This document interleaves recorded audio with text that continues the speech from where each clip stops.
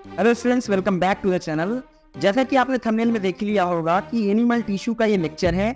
10 से 15 मिनट में इसको हम वन शॉट रिवाइज करवाएंगे। इसका लेवल होगा नीट तक का और बोर्ड्स वाले स्टूडेंट्स के लिए तो बेस्ट होगा, क्योंकि अपकमिंग बोर्ड्स आने वाले हैं और जिसमें से आपका इस चैप्टर का वेटेस्ट में बात करूं तो इसमें से आपके 3 से 4 क्वेश्चंस हर बार नीट में भी आते हैं और बोर्ड्स के लिए तो बहुत ही अच्छा है। आइए स्टार्ट करते हैं इस चैप्टर को बिना टाइम वेस्टेज के साथ। आज हम ये चैप्टर पढ़ेंगे एनिमल टिश्यू।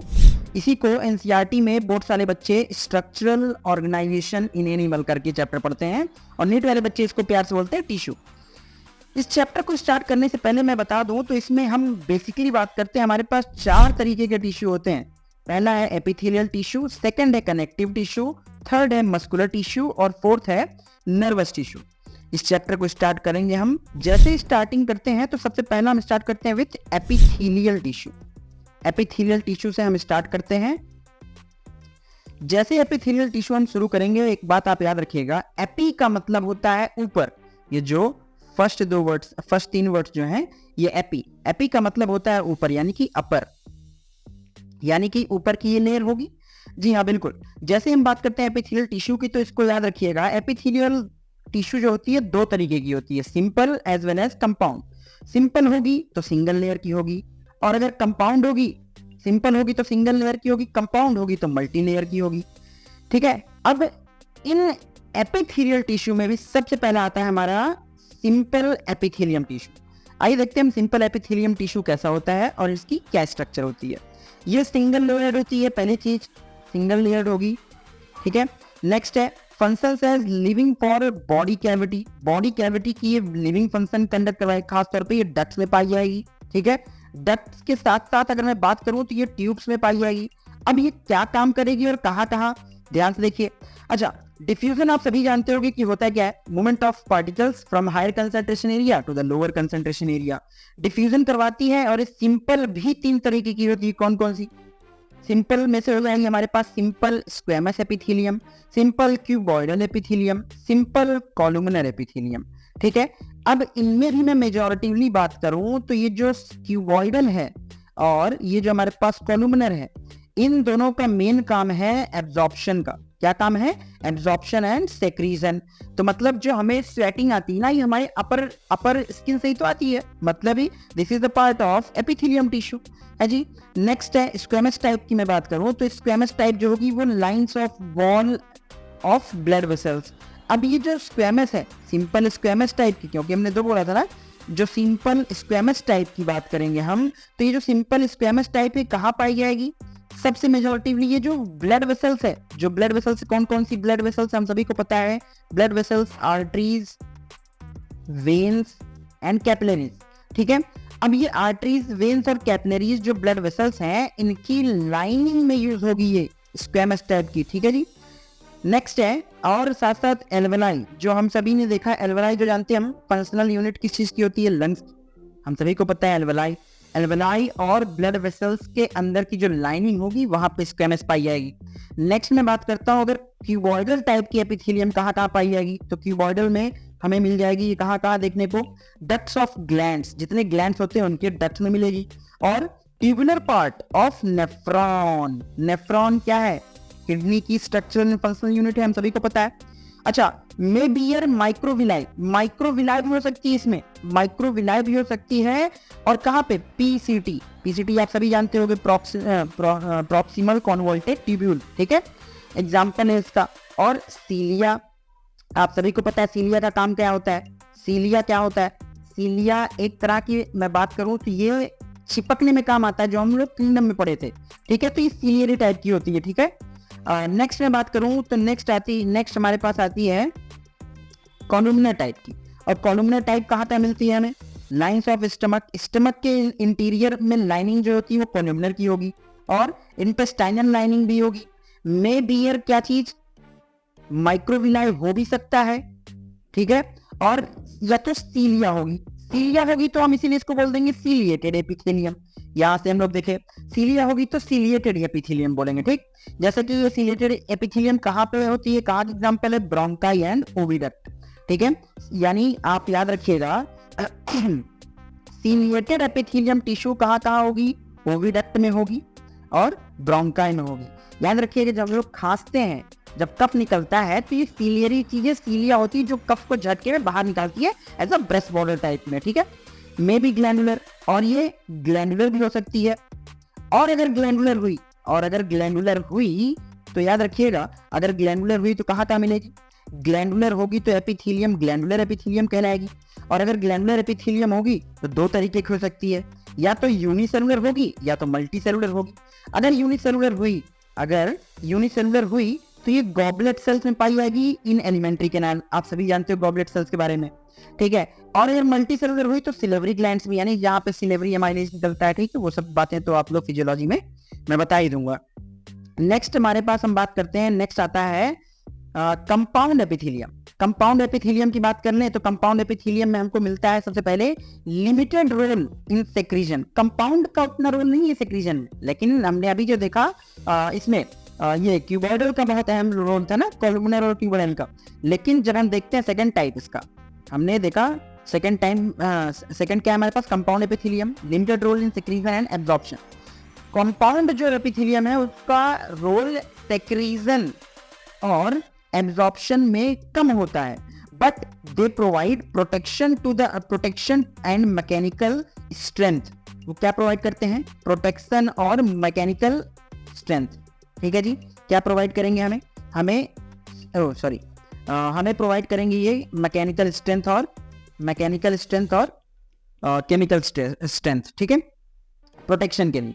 इसका मैं अगर बेस्ट बात करूं एग्जांपल्स की तो ये हमें मिलेंगे कहाँ पे, जरा देख लीजिए। हमको मिलेंगे स्किन में जो हमें ड्राइनेस देती है, बकल कैविटी जो मॉइस्ट होती है हमारे मुंह में, ठीक है, फेरेंक्स में जो रेस्पिरेटरी का पार्ट है, इनर लाइनिंग ऑफ डक्ट्स, अभी मैंने बताया डक्ट्स की इनर लाइनिंग में, सिलेवरी ग्लैंड्स में और पैंक्रियाटिक डक्ट में, ठीक है। तो आपको याद रखने एग्जांपल्स ऑफ कंपाउंड एपिथेलियम कहाँ मिलेंगे? स्किन में, buccal cavity, pharynx, inner lining of ducts, salivary glands, ठीक है जी।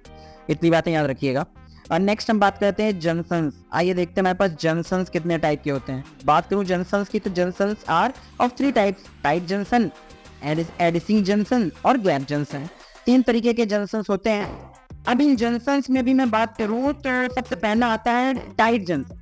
टाइट जंक्शन का काम क्या रहता है? याद रखिएगा, ये प्रिवेंट करता है लीकेज को। जैसा कि आप नाम से देख सकते हो, टाइट, किसी चीज को अगर टाइटली आप करो, टाइटली बांध दो तो वो लीकेज को कम करता है, लेकिन मतलब कोई लिक्विडिटी को बाहर नहीं निकलने देगा।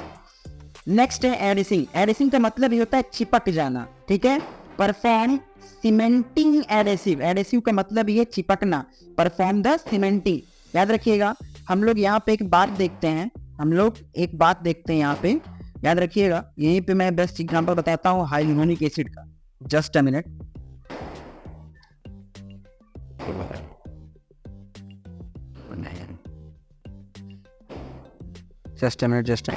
हाँ, तो यहीं पे हम एक बात बताते हैं आपको। हम लोग पढ़ रहे थे एडेसिव, हाँ, एडरिंग जंक्शन में हम यहाँ पे एक बात बताते हैं आपको कि देखिए यहाँ पे जो कह रहा है सीमेंटिंग वाली बात आई, तो इसी सीमेंटिंग से एक बात याद रखिएगा। हमारे पास हम लोग एक कंपाउंड होता है, एक कंपाउंड है जिसको हम लोग बोलते हैं हाइलुरोनिक एसिड। क्या बोलते हैं? Hyaluronic acid.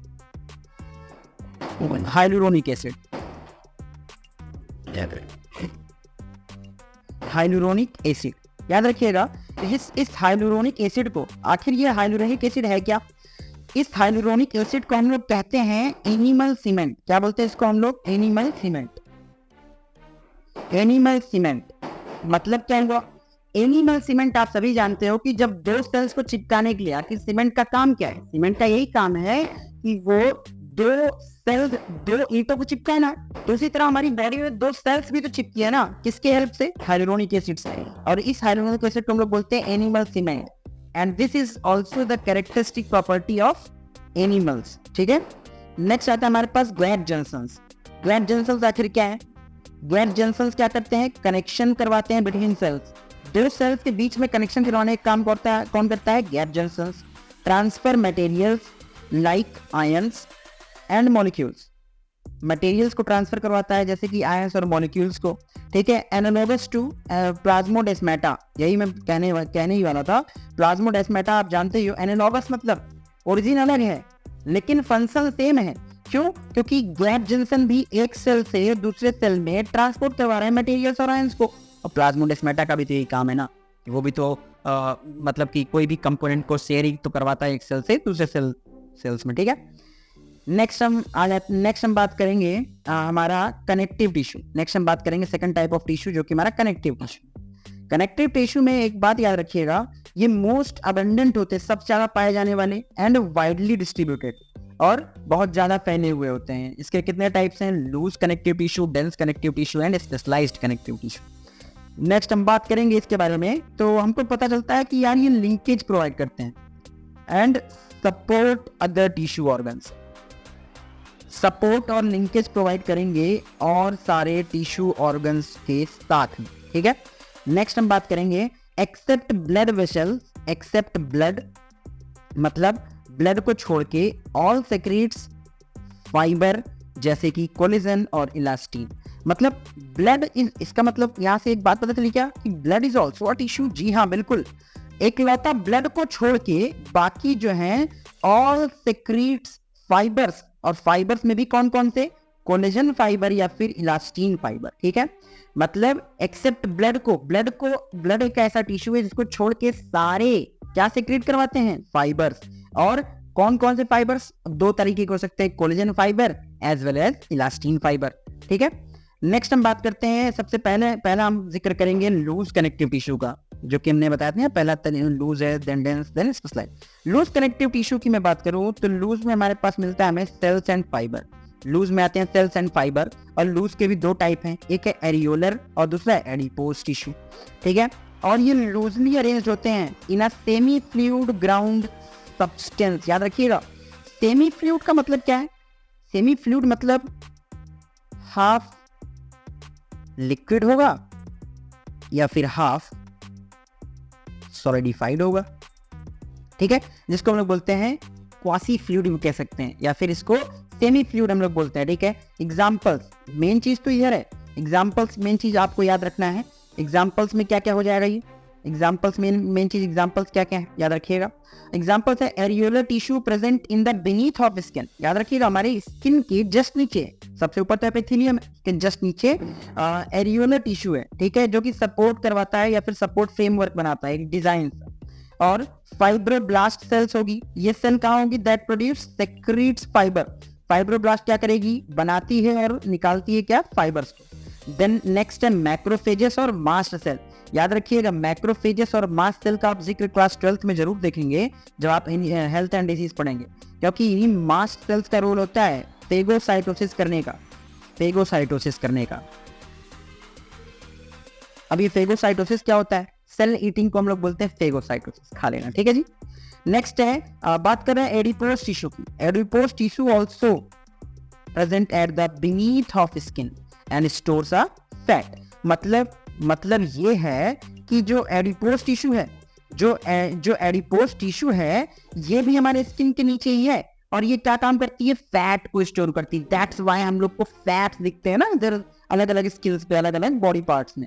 नेक्स्ट आता है हमारे पास डेंस कनेक्टिव टिश्यू, जो कि सेकंड टाइप है dense connective tissue. Dense connective tissue कहाँ मिलेगा जी? डेंस कनेक्टिव टिश्यू की मैं बात करूं तो फाइबर्स एंड फाइब्रोब्लास्ट जो होंगे वो कॉम्पैक्टली पैक होंगे। किसमें?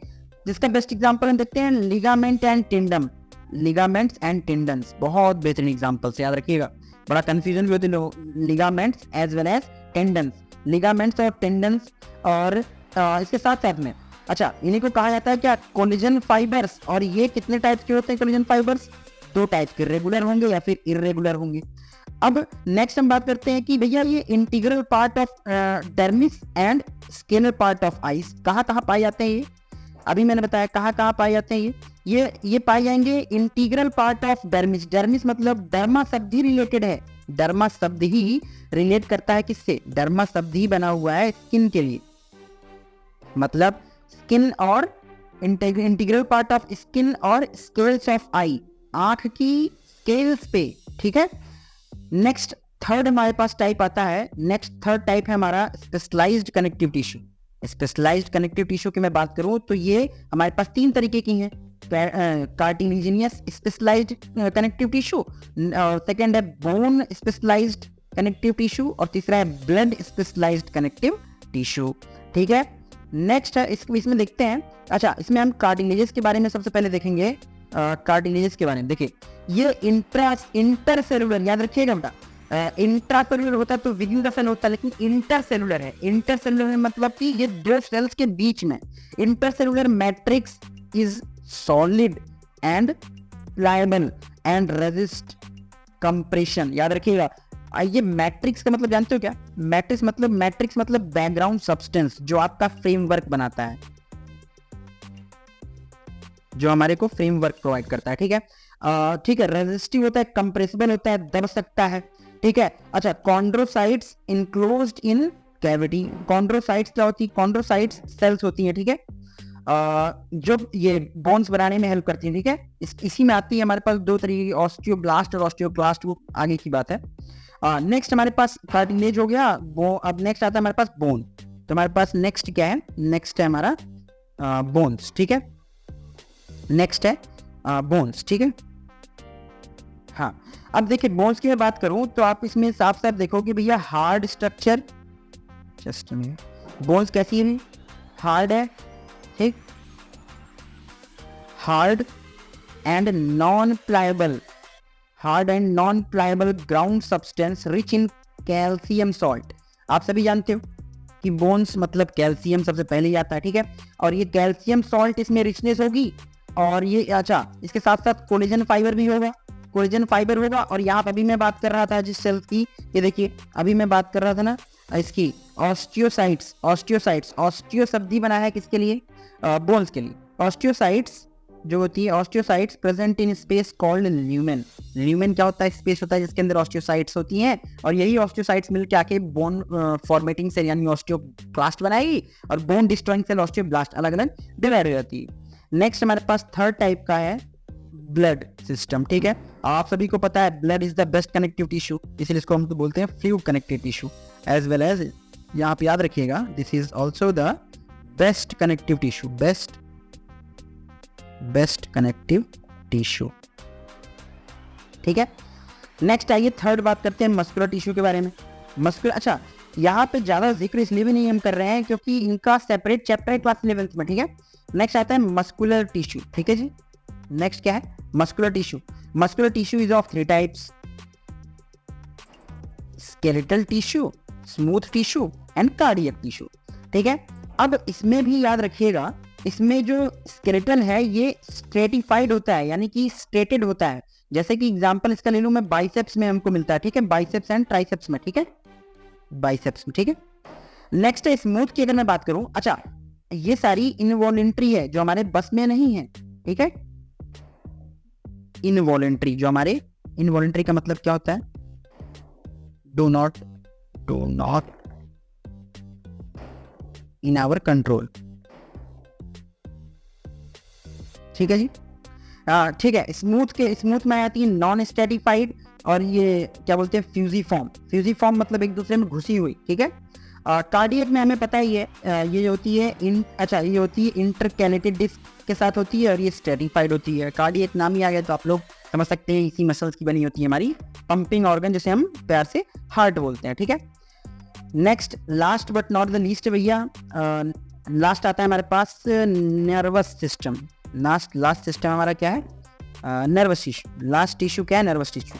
याद रखिए मसल्स और टिश्यू ज़्यादा इसलिए नहीं है क्योंकि इस पे डेडिकेटेड चैप्टर्स ही हैं अलग से ना, इसलिए इसमें हम, ठीक है, इसमें याद रखिएगा न्यूरोग्लिया क्या था? हम जब एनिमल डाइवर्सिटी पढ़े थे, डाइवर्सिटी, तो वहाँ पे हम जानते थे कि यार नोटोकॉर्ड न्यूरोग्लिया एक स्ट्रक्चर थी। न्यूरोग्लिया इज इन मेजॉरिटी, और साथ ही साथ सपोर्ट्स न्यूरॉन्स। यहाँ पे हमको न्यूरॉन्स के बारे में जिक्र जरूर मिलेगा, क्योंकि नर्वस टिश्यू की सबसे स्मॉलेस्ट यूनिट क्या है? Functional unit. Functional and structural unit क्या है? दोनों की मैं बात करूं तो ये न्यूरॉन्स ही तो है। ठीक है, चलिए, इसी के साथ याद रखिएगा हमने टिश्यू चैप्टर को एक थॉरली तो नहीं कह सकते, मतलब एक रैपिड रिवीजन हमने कर लिया है। अब इस चैप्टर में 2 चीजें बचती हैं, या तो आपका कॉकरोच हो, जो कि आगे है हमारा, या तो कॉकरोच बोर्ड से हट गया है, सिर्फ राना टिग्रीना यानी कि फ्रॉग हो, 2 चीजें। तो इसमें तो हमारा ये पहले का सिलेबस तो इसमें क्या है, कॉकरोच ही दिया है, ठीक है। तो कॉकरोच तो हम पढ़ेंगे नहीं, ठीक है। तो हमने थॉरली क्या किया, एक तरह से हमने चैप्टर को तो कवर कर लिया। तो ये था हमारा रैपिड रिवीजन आज का सेशन। उम्मीद है आप सभी को अच्छा लगा होगा ये।